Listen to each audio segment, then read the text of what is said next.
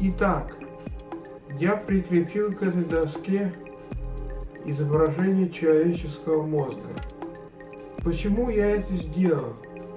Потому что я изобрел наиболее рациональный вид мышления. В этих фильмах идет речь о техническом изобретательстве, но в принципе мой метод годится для любого вида умственной работы.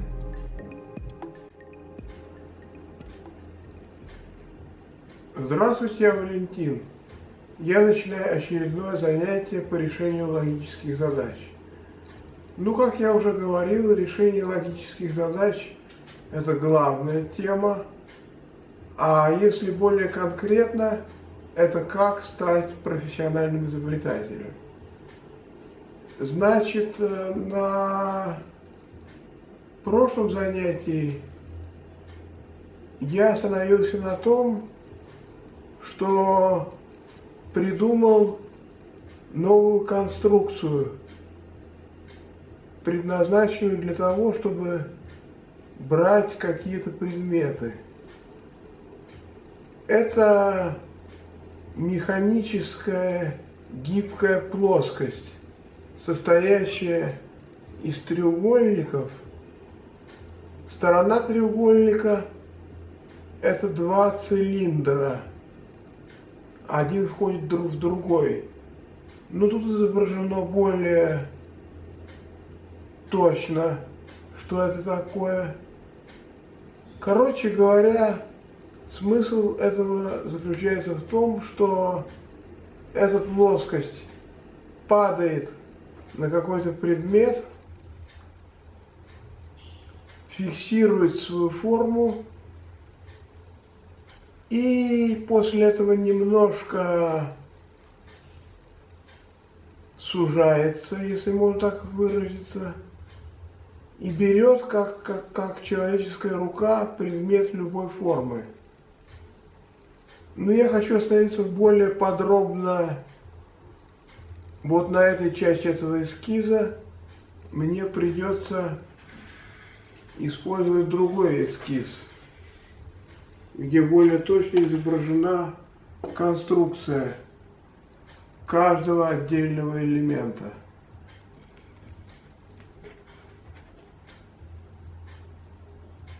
В общем, как видите, тут 6, если можно так выразиться, 6 продолговатых труб, состоящих из двух частей, которые могут менять свою длину. В нижней части этого тетрайдера и в средней. В средней части эти продолговатые предметы, они играют главную роль в этой конструкции. Они могут менять ее форму, то есть это соленоиды. Это шарниры, которые в углах этого тетрайдера. Тут изображен более крупно шарнир. Это два шара. Шар полый с прорезанным в нем отверстием, и внутри другой шар. Это шарнир. Теперь я поговорю о недостатках этой конструкции. В принципе, можно сказать, что это уже изобретение. Но использовать его можно только для очень крупных предметов. Допустим, на какое-то производство привезли новый станок. Вместо того, чтобы закреплять его тросами, что очень долго, трос, подвешенный на него конструкцией, которую я показывал на первом эскизе, просто падает на этот станок, или автомобиль, или даже локомотив, фиксирует свою форму немножко после этого сжимает этот предмет, который может быть любой формы, его поднимает. Но ведь наша цель другая – изобрести конструкцию, которая бы могла помогать каким-то инвалидам дома брать предметы со столов. Если пользоваться той же конструкцией, но сделать ее миниатюрной, она будет очень дорого стоить. Есть еще один недостаток. Допустим, эта гибкая плоскость упала сверху на два вертикальных предмета. Что произойдет? Они наклонятся и упадут. И я не уверен, что эта конструкция сработает так, как это требуется. Теперь я поговорю о другом. В прошлой части я не объяснил, как мне пришла в голову эта конструкция. Но я, можно сказать, поступился своими же принципами, не удержался и обдумывал ее не во время съемки этих фильмов, но делал это по той же схеме, какой я пользовался в фильмах.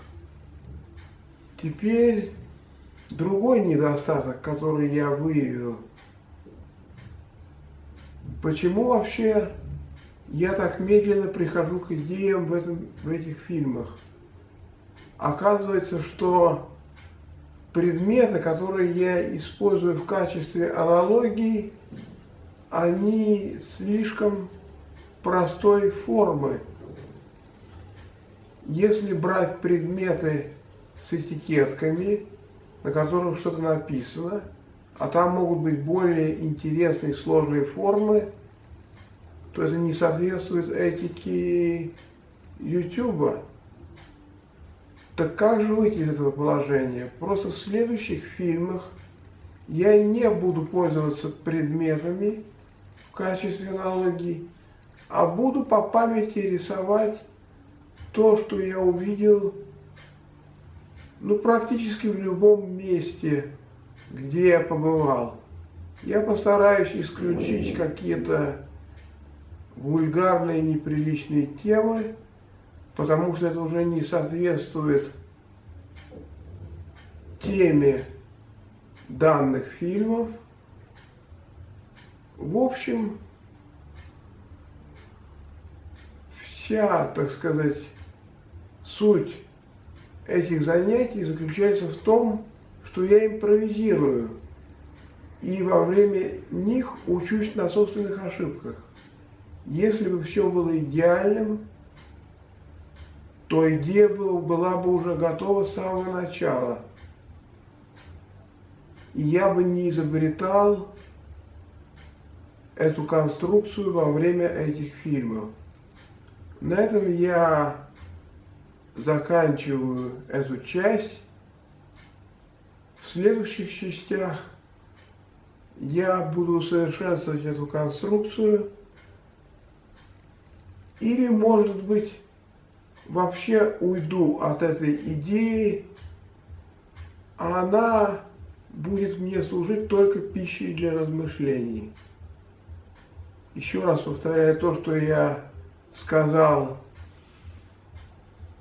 во втором или в третьем фильме этой серии, что чем парадоксальнее путь к идее, тем он более быстрый.